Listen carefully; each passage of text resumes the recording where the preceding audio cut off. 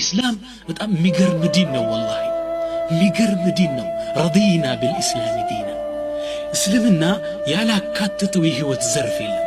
ولهذا قال بعض الفضلاء الاسلام ይላሉ አንድ ዓሊም الاسلام ማለት نظام شامل ሁሉን ያጠቃለለ ስርዓት ነው። يتناول مظاهر الحياة كلها የህይወትን كلها የህይወትን ሁሉን ዘርፍ የዳሰሰ ዲን።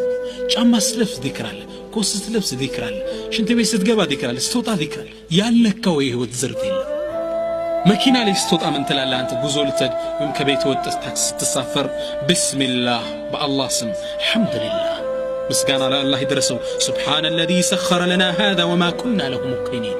ይህም መጓጓዣ ግራልን ጌታ የተመሰገነ ይሁን፣ እኛ ቻዮች አልነበርንም።